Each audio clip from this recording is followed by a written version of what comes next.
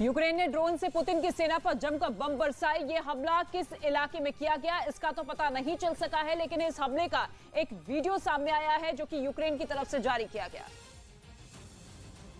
जिसमें रूस के सैनिकों पर आसमान से बम बरसते दिखाई दिए। यूक्रेन ने इस हमले में रूसी सेना के एक बड़े सैन्य ठिकाने को निशाना बनाने का दावा किया और ड्रोन की मदद से वहां गिराए गए बमों के फटते ही तेज रोशनी के साथ एक के बाद एक कई जोरदार धमाके होते नजर आए। इसके साथ ही वहां से धूल और धुएं का भयानक गुब्बार भी आसमान की ओर उठता दिखा। यूक्रेन ने इस बमबारी में रूस के सैन्य ठिकाने में बड़ी संख्या में मौजूद टैंक और बख्तबंद गाड़ियों की तबाह होने का दावा किया। वहीं यूक्रेन में चल रही जंग की मार यूरोप के कई देशों की अर्थव्यवस्था पर पड़ रही है। जंग के कारण महंगाई की मार से बेहाल हो रहे यूरोप के देशों में ग्रीस का नाम भी जुड़ गया। ग्रीस में महंगाई ने बीते 28 साल का रिकॉर्ड तोड़ दिया, जिसकी वजह से ग्रीस के लोगों का बजट बुरी तरह बिगड़ गया। अप्रैल में वहां महंगाई की दर 28 साल के बाद डबल डिजिट में पहुंच गई, मतलब 10 के पार रिकॉर्ड की गई। नेचुरल गैस और पेट्रोल की कीमतें तो पहले से आसमान छू रही हैं। अब बाकी चीजों पर भी इसका असर दिख रहा है। खासतौर पर खाने के तेल और सब्जियों की कीमतें ग्रीस समेत पूरे यूरोप में मुसीबत बन चुकी हैं। सुपरमार्केट में खरीदारी करने पहुंच रहे लोग कीमत देखकर हैरान हो रहे हैं। दावा तो यह है कि खाने पीने से जुड़े ज्यादातर कारोबार भी ठप पड़ चुके हैं और ग्रीस समेत यूरोप के ज्यादातर देश बढ़ती महंगाई के आगे लाचार दिख रहे हैं। ग्रीस की सरकार की तरफ से दिए गए आंकड़ों के मुताबिक वहां अप्रैल में सालाना आधार पर महंगाई 10% से ज्यादा बढ़ गई, जो कि पिछले 28 साल का रिकॉर्ड बताया जा रहा है। 28 साल में महंगाई में इतना बड़ा उछाल पहले कभी नहीं आया था। इससे पिछले महीने मतलब मार्च में भी महंगाई वहां के लोगों की कमर तोड़ रही थी। उस वक्त सालाना आधार पर महंगाई 8.9% बताई गई थी और हैरानी की बात यह है कि वो भी 27 साल पुराना रिकॉर्ड टूटा था। यानी 2 महीने से ग्रीस में रिकॉर्ड तोड़ महंगाई है और आगे भी इसके कम होने के आसार नहीं। इस बार के जो आंकड़े हैं वो वहां की सरकार से ज्यादा पब्लिक के होश उड़ाने वाले हैं, क्योंकि जिन चीजों के दाम सबसे ज्यादा बढ़े हैं वो पब्लिक की रोजमर्रा की जरूरतें, जिनके बिना गुजारा मुमकिन ही नहीं। जैसे खाना बनाने का तेल 22% महंगा हो गया, मांस 14% महंगा हो गया, सब्जियां 13% महंगी हो गई। लेकिन ये हालत अकेले ग्रीस की नहीं है, बल्कि पूरे यूरोप में महंगाई ने आग लगा रखी है। यूक्रेन को यूरोप का ब्रेड बास्केट कहा जाता था, क्योंकि यूक्रेन से ही अनाज और खाने पीने का ज्यादातर सामान पहुंचता था। लेकिन उसी ब्रेड बास्केट को बमबारी ने बेहाल कर दिया। रूस में खेती में इस्तेमाल होने वाले कीटनाशक जो रूस से जाते थे वो वहां पहुंच ही नहीं रहे। यही नहीं, सूरजमुखी के तेल के लिए तो यूरोप लगभग पूरी तरह रूस और यूक्रेन पर ही निर्भर है। यानी इंपोर्ट आधा हो गया और जो यूरोप में उगाया जा रहा था उसकी लागत कई गुना बढ़ गई। जर्मनी, इटली और स्पेन जैसे बड़े देशों में तो पैनिक बाइंग शुरू हो गई थी, जिसे काबू में करने के लिए कई सुपरमार्केट को सख्ती करनी पड़ी। एक बार में सामान खरीदने की सीमा तय करनी पड़ी। और उधर रूस ने यूक्रेन पर अपने ताकतवर मिसाइल सिस्टम इस्कंदर से हमले तेज कर दिए हैं, जिसका वीडियो भी उसने जारी किया है। हालांकि ये नहीं बताया गया है कि ये हमले किस जगह से किए गए और हमलों में यूक्रेन के किन शहरों को निशाना बनाया गया। लेकिन जो वीडियो जारी किया गया उसमें कंट्रोल रूम से हमले का आदेश मिलते ही रूसी सेना के जवान जंगल के बीच घास फूस की मदद से ढककर छिपाए गए इस्कंदर मिसाइल सिस्टम को हमले के लिए तैयार करते दिखे और सभी तैयारियां पूरी होने के बाद टारगेट को लॉक कर एक के बाद एक कई मिसाइल दागी गई, जो पेड़ों के बीच से निकलकर आसमान को चीरती हुई दुश्मन के ठिकानों की ओर उड़ान भरती नजर आई। रूस ने इस्कंदर से दागी गई गाइडेड मिसाइलों के जरिए यूक्रेन की सेना के कई अहम ठिकानों को तबाह करने का दावा किया। इस बीच उत्तर कोरिया के शासक किम जोंग उन ने एक बार फिर यूक्रेन युद्ध में पुतिन का खुलकर समर्थन किया। रूस के विक्ट्री डे के मौके पर भेजे गए अपने बधाई संदेश में किम ने पुतिन की जमकर तारीफ की और साथ ही भरोसा दिया कि उत्तर कोरिया हर कदम पर रूस के साथ खड़ा है। किम जोंग उन ने यूक्रेन पर रूस के हमले को उसकी सुरक्षा से जुड़ा मामला बताया। उनके मुताबिक रूस ने अपने ऊपर मंडरा रहे सैन्य खतरे को देखते हुए ही यूक्रेन पर हमला किया और ऐसा करके रूस ने अपने आत्मसम्मान की रक्षा की। असल में यूक्रेन जंग के लिए उत्तर कोरिया शुरू से अमेरिका को जिम्मेदार ठहराता आ रहा है और युद्ध शुरू होने के बाद ये पहला मौका नहीं है जब उसने रूस का साथ दिया हो। इससे पहले बुचा में हुए नरसंहार के लिए अमेरिका ने पुतिन को युद्ध अपराधी बताया था। तब भी उत्तर कोरिया ने अमेरिका पर निशाना साधने में देर नहीं लगाई थी। उस समय किम जोंग उन ने तो यहां तक कह दिया था कि पुतिन को वॉर क्रिमिनल बताना अमेरिका की बेहद खतरनाक साजिश का हिस्सा है और बाइडेन पुतिन को सत्ता से हटाने का षड्यंत्र रच रहे हैं। हालांकि खबर है कि यूक्रेन युद्ध के बीच उत्तर कोरिया को अपने हथियारों की ताकत बढ़ाने का सुनहरा मौका मिल गया है। वो इस साल अब तक 15 मिसाइलों का परीक्षण कर चुका है, जिनमें लंबी दूरी तक मार करने वाली इंटरकॉन्टिनेंटल बैलिस्टिक मिसाइल भी शामिल है। और इस वक्त एक बड़ी खबर आपको बता दें, युद्ध से रूस की अर्थव्यवस्था पूरी तरीके से चरमरा चुकी है। सालाना महंगाई दर 17.77% हुई है। लगातार दूसरी हफ्ते महंगाई दर बढ़ी है। रूस की न्यूज एजेंसी की तरफ से यह बड़ा दावा किया गया है कि युद्ध के चलते रूस को बड़ा नुकसान उठाना पड़ रहा है। रूस की अर्थव्यवस्था पूरी तरीके से चरमरा गई है। लगातार महंगाई बढ़ रही है। दूसरे हफ्ते भी महंगाई दर 17.77% हो गई है। खुद रूस की सरकारी न्यूज एजेंसी ताश ने यह दावा किया है। उधर अमेरिका के फ्लोरिडा में पाम बीच इंटरनेशनल एयरपोर्ट पर एक यात्री ने विमान की लैंडिंग करा दी। बताया गया कि वो यात्री अपनी गर्भवती पत्नी से मिलने द बाहामास से फ्लोरिडा जा रहा था, लेकिन बीच रास्ते में अचानक विमान के पायलट की तबीयत बिगड़ गई और वो बेहोश होकर गिर गया। ऐसे में उस विमान की कमान उसमें सवार एक यात्री ने संभाली और विमान की फ्लोरिडा में मौजूद पाम बीच इंटरनेशनल एयरपोर्ट पर सुरक्षित लैंडिंग कराई। इस काम में एयर ट्रैफिक कंट्रोल ने उसकी पूरी मदद की। पायलट के बेहोश होने के बाद उस यात्री ने जब एटीसी से संपर्क साधा तो वहां से विमान की लोकेशन जानने की कोशिश की गई ताकि उसकी सुरक्षित लैंडिंग कराई जा सके। हालांकि विमान में सवार वो यात्री ये बता नहीं पाया, जिसके करीब 4 मिनट बाद विमान की लोकेशन पता चली, जिसके बाद उन्होंने यात्री को वहीं से बताया कि कैसे आसमान में विमान को संभाला जाएगा और किस तरह उसकी लैंडिंग होगी। हालांकि खबर है कि उस यात्री को विमान उड़ाने का कोई अनुभव नहीं था, लेकिन उसने हिम्मत नहीं हारी और अपनी सूझबूझ से विमान में सवार सभी लोगों की जान बचा ली। खबर है कि रूस के दोस्त चीन को सबक सिखाने के लिए ब्रिटेन अपने यहां न्यूक्लियर पावर प्रोजेक्ट से चीन की कंपनियों को बाहर का रास्ता दिखाने में जुटा है। बल्कि इसके लिए वो अपने 3 दशक में पहली बार बनाए जा रहे न्यूक्लियर पावर प्लांट की भी कुर्बानी देने के लिए तैयार है, क्योंकि उसमें चीन की कंपनी पैसा लगा रही है और ब्रिटेन अपने न्यूक्लियर इंफ्रास्ट्रक्चर से चीन को दूर रखना चाहता है। असल में 2015 में दोनों देशों के बीच न्यूक्लियर डील हुई थी, जिसके तहत चीन की एक सरकारी कंपनी ब्रिटेन में 3 परमाणु प्लांट बना रही है और फिर रूस की गैस पर अपनी निर्भरता कम करने के लिए ब्रिटेन का फोकस परमाणु ऊर्जा पर भी है। लेकिन यूक्रेन की जंग ने हालात ऐसे बदले कि अपने परमाणु प्लांटों को बनाने के लिए ब्रिटेन को रूस के साथ गाहे बगाहे खड़े चीन की फंडिंग मंजूर नहीं, इसलिए वो चीन की कंपनियों की जगह लेने के लिए नए निवेशक ढूंढ रहा है। हालांकि ब्रिटेन में परमाणु प्लांट पर चीन के साथ काम कर रही फ्रांस की कंपनी EDF का कहना है कि ब्रिटेन की चीन से दूरी बनाने के चक्कर में कहीं न्यूक्लियर पावर प्रोजेक्ट रोकना ही न पड़ जाए। जयपुर राजघराना ताजमहल मामले में कोर्ट जा सकता है। राजस्थान से बीजेपी सांसद दिया कुमारी ने ताजमहल को जयपुर राजघराने की संपत्ति बताया। जो प्रॉपर्टी थी वो बिल्कुल हमारे परिवार की थी। महाराष्ट्र के औरंगाबाद में प्रशासन ने कई मकानों को अवैध बताते हुए उन पर बुलडोजर चला दिया, जिससे कई परिवार सड़क पर आ गए। और इस वक्त एक बड़ी खबर आपको बता दें, रूसी शहर बेलगरद पर हमला हुआ है। तेल डिपो में लगी भीषण आग, आसमान में लड़ाकू विमान दिखाई दिए हैं। इस वक्त ये बड़ी जानकारी आपकी टेलीविजन स्क्रीन पर, जहां तेल डिपो में भीषण आग लगी है। लगातार रूस की तरफ से बमबारी गोलाबारी जारी है और ऐसे में रूसी शहर बेलगरद पर यह हमला हुआ है। तेल डिपो में ये भीषण आग लगी है, आसमान में लड़ाकू विमान दिखाई दिए। तस्वीर आप देखिए, आसमान के जरिए किस तरीके से हमला यहां पर बोला गया है रूसी शहर बेलगरद पर।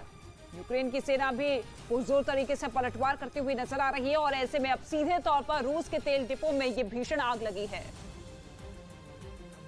वहीं रूस ने यूक्रेन के सैन्य ठिकानों पर अपने लड़ाकू हेलीकॉप्टर का-52 से कई मिसाइलें दागी। हमले से जुड़ा एक वीडियो भी उसकी तरफ से जारी किया गया, जिसमें जंग के मैदान में एक सैनिक हेलीकॉप्टर में मिसाइलें लोड करता नजर आया। जवान ने एक-एक कर हेलीकॉप्टर को हथियारों से लैस किया। वहीं जैसे ही मिसाइलें लोड हुई, हेलीकॉप्टर दुश्मन के इलाके में हमले के लिए उड़ान भरता दिखाई दिया।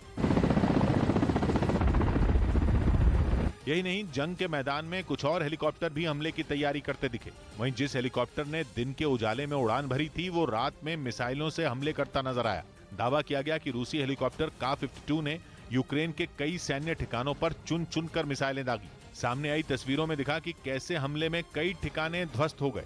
और जिस का-52 हेलीकॉप्टर से रूसी फौज ने यूक्रेन को भारी नुकसान पहुंचाने का दावा किया, उसे खास तौर पर रात में हमले के लिए ही बनाया गया है, क्योंकि इसमें लगा रेडार एक बड़ी रेंज में काम करता है और इसीलिए ये दूर दुश्मन की हलचल का तुरंत पता लगा लेता है। यही नहीं, ये जमीन पर एक साथ कई टारगेट पर हमले करने में सक्षम है। यानी कई टैंक और बख्तरबंद गाड़ियों को ये एक साथ मिसाइल या फिर अपने रॉकेट से तबाह कर सकता है। इसमें लगे कैमरे दिन रात काम कर सकते हैं। यही वजह है कि ये कभी भी अपने टारगेट को पहचान कर उसे ध्वस्त कर सकता है। इस बीच जंग में यूक्रेन की मदद करने पर रूस अमेरिका पर भड़क गया। युद्ध की शुरुआत से ही अमेरिका यूक्रेन को घातक मिसाइलें, ड्रोन और हथियार देता आ रहा है। बल्कि खबर तो यह भी है कि अमेरिका ने यूक्रेन को कई खुफिया जानकारियां भी दी, जिनकी मदद से यूक्रेन ने रूस को बड़ा नुकसान पहुंचाया। इस बीच रूस के पूर्व राष्ट्रपति दिमित्री मेदवेदेव, जो वहां की सिक्योरिटी काउंसिल के डिप्टी चेयरमैन भी हैं, वो अमेरिका पर आग बबूला हो गए। उन्होंने चेतावनी भरे लहजे में कह दिया कि अमेरिका इन हरकतों से बाज आ जाए। उनका तो यहाँ तक कहना है कि अमेरिका की हरकतें न केवल जंग को भड़काने वाली है, बल्कि यूक्रेन की आड़ में छिपकर अमेरिका खुद इस युद्ध में एंट्री मार चुका है। हालांकि इससे पहले ये खबर आई थी कि अमेरिकी राष्ट्रपति बाइडेन यूक्रेन को दी गई खुफिया जानकारियों के लीक होने से काफी नाराज हैं और उन्होंने अपने सुरक्षा अधिकारियों को इस पर तुरंत रोक लगाने का भी निर्देश दिया था, क्योंकि इन जानकारियों के लीक होने से ये साबित हो रहा था कि अमेरिका छिपे तौर पर ही सही इस जंग में कूद चुका है।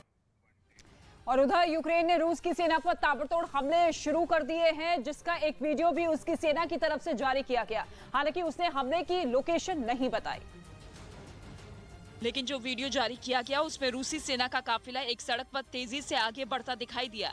तभी घात लगाकर बैठी जेलेंस्की की सेना ने उस पर रॉकेटों की बरसात शुरू कर दी। जैसे ही दागे गए रॉकेट रूसी सेना के काफिले के पास फटने शुरू हुए, वहां उठ रहा धूल और धुएं का गुब्बार पूरे इलाके में फैलता दिखा और काफिले में शामिल जिन गाड़ियों पर रॉकेट गिरे उनके तो परकच्चे उड़ गए। यूक्रेन ने इस हमले में रूसी सेना के काफिले को भारी नुकसान पहुंचाने का दावा किया। डॉनबास में यूक्रेन ने स्वीडन से मिले एक रॉकेट से रूस के करोड़ों के टैंक को एक ही झटके में तबाह कर दिया, जिसका एक वीडियो भी उसकी तरफ से जारी किया गया, जिसके साथ उसने दावा किया कि उसकी सेना ने भारतीय रुपयों के हिसाब से 17 लाख के स्वीडिश रॉकेट से रूस को 40 करोड़ का नुकसान पहुंचाया। यूक्रेन की तरफ से जारी किए गए वीडियो में सड़क पर एक टैंक नजर आया। बताया गया कि ये रूस के आधुनिक टैंकों में एक T-90M था, जिसकी कीमत भारतीय रुपयों के हिसाब से करीब 40 करोड़ थी। इसे यूक्रेन की सेना ने अपने निशाने पर लेकर रॉकेट दागा। जैसे ही रॉकेट ने टारगेट को छुआ, वहां जबरदस्त धमाका हो गया। धमाका भी ऐसा कि उससे निकलने वाली लपटें आसमान छूने को बेताब दिखी। वहीं धुएं के गुबार को देखकर तो लोगों की रूह कांप उठी। बताया गया कि यूक्रेन ने यह हमला पिछले हफ्ते किया था, जिसका वीडियो अब जाकर सामने आया। ओडिशा में मछुआरों को समंदर में जाने से रोक दिया गया। ओडिशा में असनी तूफान की खतरे की वजह से समंदर किनारे वाले इलाकों को खाली करवा लिया गया। खबर है कि महाराष्ट्र में 2 चरणों में महानगर पालिकाओं के चुनाव करवाए जा सकते हैं। राजस्थान के टोंक में कुछ महिलाओं से छेड़छाड़ के आरोप लगाते हुए कई लोगों ने हंगामा किया। अमेरिका की खुफिया एजेंसी CIA के एक पूर्व जासूस ने ग्लोबल न्यूज पब्लिकेशन इनसाइडर को दिए इंटरव्यू में दावा किया कि यूक्रेन की सेना के हाथों झटके खाने के बावजूद साइबर हमलों में माहिर रूस वहां अपनी इस ताकत का खुलकर इस्तेमाल नहीं कर रहा। जंग की शुरुआत से ही इस बात ने रक्षा विशेषज्ञों को असमंजस में डाला हुआ है। कोई यह समझ ही नहीं पा रहा कि पुतिन आखिर चाहते क्या हैं, क्योंकि जो रूस साइबर अटैक करके अमेरिका की कई पावर ग्रिड तक में सेंध लगा चुका है, वो यूक्रेन को जीतने के लिए अपने साइबर हथियार क्यों नहीं झोंक रहा। जबकि यूक्रेन की करीब 2.5 महीने से चल रही लड़ाई में रूस को कुछ खास हासिल होता नहीं दिख रहा। ऐसे में CIA में काम कर चुके रूस के मामलों के विशेषज्ञ माइकल लैनिगम ने दावा किया कि हो सकता है कि पुतिन यूक्रेन में एक सीमित लड़ाई ही लड़ना चाहते हो, लेकिन रूस की सेना का यूक्रेन में कछुए की चाल से आगे बढ़ना रक्षा विशेषज्ञों की भी समझ से परे है, क्योंकि युद्ध में रूस के महंगे महंगे हथियार बर्बाद हो रहे हैं। यूक्रेन को अमेरिका से मिले जैवलिन जैसे एंटी टैंक हथियारों के आगे रूस के दमदार टैंक ढेर हो रहे हैं। एक के बाद एक उसके जनरल और सैनिक मारे जा रहे हैं, लेकिन फिर भी पुतिन यूक्रेन में अपने साइबर हथियार पूरी तरह मैदान में नहीं उतार रहे। इसी वजह से सवाल उठ रहे हैं कि पुतिन यूक्रेन में अपना इतना नुकसान क्यों करा रहे हैं। जब अमेरिका तक रूस की साइबर अटैक करने की ताकत को बड़ा खतरा मानता है, तो फिर पुतिन यूक्रेन में एक बार में तगड़ा साइबर अटैक करके जंग को आर या पार क्यों नहीं लगाते। क्योंकि माना जा रहा था कि यूक्रेन की जंग लंबी खिंचती देखकर पुतिन वहां ऑल आउट साइबर वॉर छेड़ देंगे और यूक्रेन का इंफ्रास्ट्रक्चर पूरी तरह तबाह कर डालेंगे, लेकिन वैसा कुछ नहीं हुआ। हालांकि यूक्रेन के लिए यह राहत की बात नहीं, क्योंकि CIA के पूर्व एक्सपर्ट ने अपने इंटरव्यू में यह दावा भी किया कि रूस यूक्रेन में लगातार साइबर हमले कर रहा है। वो यूक्रेन के कई सेक्टरों में वाइपर अटैक और distributed denial of service assault कर चुका है। वाइपर अटैक के जरिए दुश्मन के डिवाइस से पूरा का पूरा डेटा ही साफ कर दिया जाता है, जबकि distributed denial of service attack में कंप्यूटर नेटवर्क को ठप कर दिया जाता है ताकि कोई इस्तेमाल ही न कर सके। और तो और बताया गया कि रूस यूक्रेन की बत्ती गुल करने की फिराक में भी था, जिसके लिए पिछले महीने ही वो यूक्रेन के पावर इंफ्रास्ट्रक्चर पर बहुत बड़ा साइबर अटैक करने वाला था, लेकिन यूक्रेन ने उसके प्लान पर पानी फेर दिया। इतना ही नहीं, कुछ दिन पहले ही माइक्रोसॉफ्ट के पब्लिश किए गए एक ब्लॉग में दावा किया गया था कि रूस साइबर हमलों को यूक्रेन में अपनी सेना की मदद के तौर पर इस्तेमाल कर रहा है। ब्लॉग में बताया गया कि रूस यूक्रेन पर मिसाइलें दागने के कुछ दिन बल्कि कुछ घंटों बाद ही साइबर अटैक करके दोहरा वार कर देता है ताकि यूक्रेन को निढाल किया जा सके। कुछ विशेषज्ञों का यह भी मानना है कि जब पुतिन ने अपने एक से बढ़कर एक हथियार यूक्रेन में उतारे हुए हैं तो फिलहाल उन्हें वहां बड़ा साइबर हमला करने की जरूरत भी नहीं, इसलिए वो बस सही वक्त की तलाश में है। उदयपुर रेलवे स्टेशन पर खड़ी ट्रेन की एक रिजर्व बोगी में आग लग गई। राजस्थान के उदयपुर में कोविड वार्ड के लिए रिजर्व की गई एक ट्रेन में भीषण आग लग गई, जिसे दमकल विभाग के कर्मचारियों ने बुझाया। उत्तर प्रदेश के बरेली में एक निजी स्कूल पर बच्चों को बंधक बनाने के आरोप में प्रिंसिपल और 2 टीचर्स के खिलाफ केस दर्ज कर लिया। मध्य प्रदेश में ओबीसी आरक्षण के मुद्दे पर मुख्यमंत्री शिवराज सिंह चौहान ने बीजेपी अध्यक्ष जेपी नड्डा से उनके आवास पर मुलाकात की। ओडिशा के भुवनेश्वर रेलवे स्टेशन पर 2 महिलाएं चलती ट्रेन से उतरते वक्त गिर गईं, जिन्हें वहां तैनात रेलवे पुलिस के जवान ने बचा लिया। इस बीच जमीन के अंदर छिपी चीजों की खोज करने वाली पोलैंड की संस्था सिलेसियन ब्रिज फाउंडेशन ने दावा किया कि उसने हिटलर के गुप्त खजाने का पता लगा लिया। ऐसा कहा जाता है कि दूसरे विश्व युद्ध के दौरान हिटलर के आदेश के बाद वहां के एक आलीशान महल में 10 टन सोना छिपा दिया गया था, जिसे ढूंढने का जिम्मा सिलेसियन ब्रिज फाउंडेशन नाम की संस्था ने लिया था और इजाजत मिलते ही उसने पोलैंड के उस महल के अंदर खुदाई शुरू की जहां उम्मीद है कि हिटलर का गुप्त खजाना छिपा है। इस दौरान खोज करने वाले लोगों को एक लोहे का बर्तन मिला। दावा है कि इस लोहे के बर्तन में दूसरे विश्व युद्ध के दौरान लूटा गया खजाना हो सकता है। ये बर्तन जमीन से 10 फीट नीचे है, इसकी लंबाई करीब 5 फीट है। बताया गया कि जिस महल के अंदर पिछले साल से खुदाई हो रही है उसे दूसरे विश्व युद्ध के दौरान हिटलर की सेना ने इस्तेमाल किया था। इतना ही नहीं, दावा तो यह भी है कि खुदाई में बेशकीमती सामान के साथ हिटलर का 10 टन सोना भी मिल सकता है। उधर मार्च के महीने में रूस की मिसाइलों का कहर झेलने वाले होरेंका गांव में न्यूज 18 की टीम पहुंची तो वहां बर्बादी के निशान साफ नजर आए। आरोप है कि वहां रूस की सेना ने मिसाइलों की झड़ी लगा दी थी, जिसकी जद में आए मकान रहने लायक तक नहीं बचे थे। किसी की खिड़कियां टूट गईं, कहीं कांच चकनाचूर हो गए तो कहीं बिल्डिंग की शक्ल ही बिगड़ गई, जिसके बाद लोग सड़कों पर रहने के लिए मजबूर हो गए। यहां तक कि उन लोगों ने वहीं खाना बनाना तक शुरू कर दिया था। ये सड़क पर ही अपना ठिकाना बना लिया था। 2-3 दिन वो यहाँ पर रहे थे। आशियाने का उजड़ना और लगातार होते मिसाइल हमलों ने वहां लोगों का जीना मुहाल कर दिया, जिसके बाद उन लोगों ने बचा हुआ सामान उठाया और सड़क पर डेरा जमा लिया। वहां से आई तस्वीरों में कुछ बिस्तर नजर आए तो कहीं बर्तन पड़े दिखाई दिए। कुछ ने रेफ्रिजरेटर की ग्रिल पर खाना बनाया तो किसी ने कार के टायर को टेबल की तरह इस्तेमाल किया। घर तो घर, रूस ने बाहर रखे सामान तक को नहीं बख्शा। हालांकि वहां फंसे लोगों को 2-3 दिन बाद निकाल लिया गया, लेकिन करीब 2 महीने बाद भी इलाके की सूरत जस की तस नजर आई। उधर यूक्रेन युद्ध के बीच नेटो देशों की सेनाओं ने अलग अलग मोर्चों पर जमकर अभ्यास किया, जिसकी कुछ तस्वीरें भी सामने आई, जिसमें कई टैंक एक मैदान में दौड़ते दिखाई दिए। वहीं उन पर सवार सैनिक हमले की तैयारी करते नजर आए। सबसे पहले टैंक को टारगेट की तरफ घुमाया गया और फिर एक साथ कई राउंड गोले दागे गए, जिसके बाद गोलाबारी की आवाज पूरे इलाके में गूंज उठी। यही नहीं, नेटो देशों के जवान तोप चलाने की भी ट्रेनिंग लेते दिखाई दिए। जो तस्वीरें वहां से सामने आई उनमें कई सैनिक तोप में गोले लोड करते नजर आए। वहीं जैसे ही तैयारी पूरी हुई उन्होंने टारगेट पर ताबड़तोड़ हमले किए, जबकि जहां पर यह युद्धाभ्यास चल रहा था वहां से कुछ दूर सैनिक भी दिखाई दिए जो पूरे ऑपरेशन पर दूरबीन से नजर बनाए हुए थे। बताया गया कि इस युद्धाभ्यास में नेटो देशों के सैनिकों ने जर्मनी से आई तोपों को चलाना सीखा। और इस वक्त एक बड़ी खबर आपको बता दें, रूस तेज कर सकता है अपने हमले। यूक्रेन पर रॉकेट हमले की तैयारी इस वक्त रूस की तरफ से दिखाई दे रही है। सीमा पर रॉकेट लॉन्चर तैनात किए गए हैं, बड़े पैमाने पर रॉकेट लॉन्चर तैनात किए गए हैं। रूसी सेना यूक्रेन पर बड़े हमले की तैयारी कर रही है। रूस ने यूक्रेन के सीमा पर बड़े पैमाने पर रॉकेट लॉन्चर तैनात कर दिए हैं, जिससे अंदाजा लगाया जा रहा है कि रूस फाइनल युद्ध की तैयारी में है। रूसी सेना ने मल्टी बैरल रॉकेट लॉन्चर स्मर्च से हमले कर यूक्रेन को भारी नुकसान पहुंचाने का दावा किया। सबूत के तौर पर उसने एक वीडियो भी जारी किया जिसमें सड़क पर कुछ टैंक और बख्तरबंद गाड़ियां खड़ी नजर आईं। सब कुछ ठीक चल रहा था, लेकिन तभी एक साथ बमों की ऐसी बारिश हुई कि पूरा इलाका थर्रा उठा। रूस ने दावा किया कि उसने अपने मल्टी बैरल रॉकेट लॉन्चर स्मर्च का इस्तेमाल कर यूक्रेन की सेना को काफी नुकसान पहुंचाया। सामने आई तस्वीरों में दिखा कि कैसे एक साथ करीब 72 धमाके हुए, लेकिन जैसे ही रॉकेट एक सटीक निशाने पर गिरा, जोरदार विस्फोट के साथ तेज रोशनी निकली और ऐसा लगा मानो जमीन पर ज्वालामुखी फूटा हो। इतना ही नहीं, रूस का हमला इतना जोरदार था कि कुछ गाड़ियां तो देर तक आग की लपटों के बीच घिरी नजर आईं। वहीं जैसे ही रॉकेट हमले का शोर थमा, आसमान में धुएं का गुबार छा गया। और जिस खतरनाक मल्टी बैरल रॉकेट लॉन्चर स्मर्च से रूसी सेना ने यूक्रेन पर हमले का दावा किया, उससे जो रॉकेट दागे जाते हैं वो क्लस्टर बम की तरह काम करते हैं।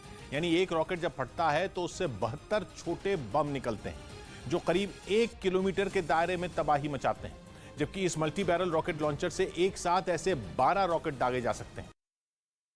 जम्मू कश्मीर के रामबन में आतंकियों का ठिकाना पकड़ा गया। जम्मू कश्मीर के रामबन में सुरक्षा बल ने हथियारों का जखीरा बरामद किया। कांग्रेस नेता अधीर रंजन चौधरी ने गृह मंत्री अमित शाह को एक खत लिखा और पाकिस्तान से आए हिंदुओं की मदद करने की अपील की। यूपी के उन्नाव में एक कार ने कुछ लोगों को टक्कर मार दी, जिससे एक सब्जी बेचने वाले आदमी की मौत हो गई। वहीं भुखमरी से लड़ रहे श्रीलंका में गृह युद्ध छिड़ने की आशंका है। 2 दिन पहले वहां जबरदस्त हिंसा हुई थी, जिसके बाद वहां के प्रधानमंत्री महिंदा राजपक्षे ने इस्तीफा दे दिया था। लेकिन लोगों का गुस्सा शांत होता नहीं दिख रहा। वो कोलंबो और श्रीलंका के बाकी हिस्सों में वैसा ही तांडव कर रहे हैं जैसा 2 दिन पहले किया था। घरों को फूंकने और हिंसा की वैसी ही तस्वीरें एक बार फिर आईं। श्रीलंका की जनता का कहना है कि वहां की दुर्दशा का जिम्मेदार राजपक्षे परिवार है। खबर है कि डर की वजह से महिंदा राजपक्षे नेवल बेस में छिपकर बैठे हैं। यही नहीं, उनके बाकी मंत्री भी बचते फिर रहे हैं, क्योंकि लोग इतने गुस्से में हैं कि अगर वो उनके सामने आए तो उनका बुरा हाल हो सकता है। श्रीलंका में गृह युद्ध जैसे हालात बने हैं, उसका जिम्मेदार राजपक्षे परिवार के 5 लोगों को माना जा रहा है। क्योंकि इस राजनीतिक परिवार के इन्हीं 5 लोगों के पास देश के सबसे बड़े मंत्रालय थे। कहा जा रहा है कि राजपक्षे परिवार के इन 5 लोगों के पास देश का 75% बजट था, जिसे उन्होंने अपने स्वार्थ और लालच में लुटा दिया और लंका के लोगों को भूखों मरने के लिए छोड़ दिया। लंका में पिछले 1 साल में जरूरी चीजों के दाम 200% तक बढ़ चुके हैं। यही नहीं, श्रीलंका पर इस समय 31,000 करोड़ रुपए का कर्ज है, जिसमें एक बड़ा हिस्सा चीन का है, जो श्रीलंका को अपना आर्थिक गुलाम बनाने के चक्कर में है। राजपक्षे परिवार जब चीन की श्रीलंका में एंट्री करवा रहा था, लोग तब भी गुस्से में थे और बढ़ते बढ़ते ये गुस्सा 7वें आसमान पर पहुंच चुका है। लोग ना महिंदा राजपक्षे को बख्शने के मूड में हैं और ना गोटाबाया राजपक्षे को, या यूं कहें कि उनके निशाने पर यह पूरा परिवार ही है जो अपने ही देश में मारा मारा फिर रहा है। रूस के रक्षा मंत्रालय की तरफ से बड़ा दावा किया गया है। यूक्रेन की सेना का रक्षा तंत्र तबाह कर दिया है। Su-35S विमान से तबाह किया है। मिसाइल हमले से ये तबाह किया गया है। इस वक्त की बड़ी खबर आपको बता दें, रूस के रक्षा मंत्रालय की तरफ से ये बड़ा दावा किया गया है कि यूक्रेन की सेना का रक्षा तंत्र पूरी तरीके से तबाह कर दिया गया है। Su-35S विमान से ये तबाह किया है।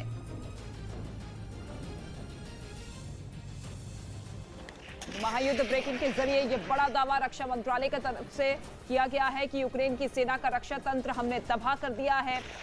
Su-35S विमान से रक्षा तंत्र तबाह कर दिया है यूक्रेन का। मिसाइल हमले लगातार रूस की सेना करती हुई नजर आ रही है और ऐसे में बड़े पैमाने पर नुकसान यूक्रेन को पहुंचता हुआ, और इस बीच ये बड़ा दावा रूस के रक्षा मंत्रालय की तरफ से किया गया है कि यूक्रेन की सेना का रक्षा तंत्र पूरी तरीके से नष्ट किया जा चुका है।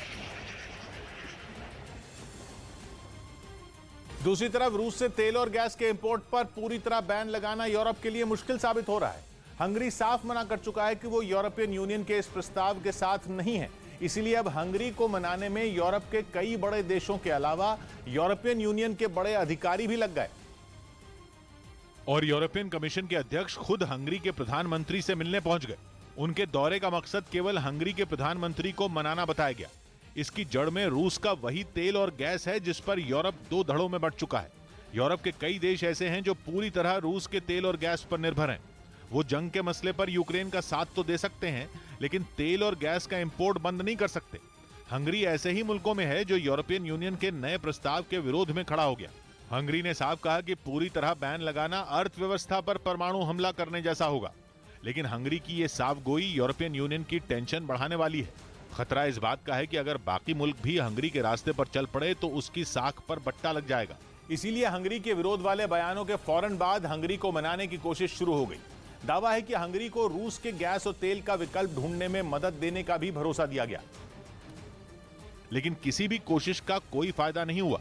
खबर है कि यूरोपियन कमीशन की तरफ से हंगरी को कोई मजबूत विकल्प नहीं दिया जा सका, जबकि हंगरी चाहता है कि रूस से तेल और गैस का इंपोर्ट बंद करने से पहले मजबूत विकल्प तैयार हो। यही बात हंगरी के वित्त मंत्री ने एक दिन पहले कही। उन्होंने तो अपने बयान का वीडियो फेसबुक पर ही डाल दिया। हालांकि खबर है कि कुवैत तेल और गैस की लड़ाई का फायदा उठाने की कोशिश में है। हंगरी को भी इस वक्त अपनी जरूरतों के लिए कुवैत जैसे ही किसी देश की सख्त जरूरत है। अब तक यूरोप के बाजार तक कुवैत की पहुंच नहीं है, लेकिन अगर हंगरी से कुवैत की डील हो गई तो दोनों के लिए फायदे का सौदा होगा। जयपुर राजघराना ताजमहल मामले में कोर्ट जा सकता है।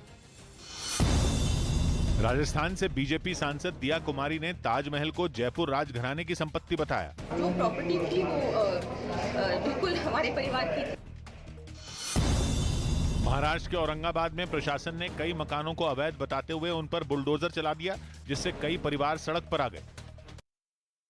जम्मू कश्मीर के रामबन में आतंकियों का ठिकाना पकड़ा गया। जम्मू कश्मीर के रामबन में सुरक्षा बल ने हथियारों का जखीरा बरामद किया। कांग्रेस नेता अधीर रंजन चौधरी ने गृह मंत्री अमित शाह को एक खत लिखा और पाकिस्तान से आए हिंदुओं की मदद करने की अपील की। यूपी के उन्नाव में एक कार ने कुछ लोगों को टक्कर मार दी, जिससे एक सब्जी बेचने वाले आदमी की मौत हो गई।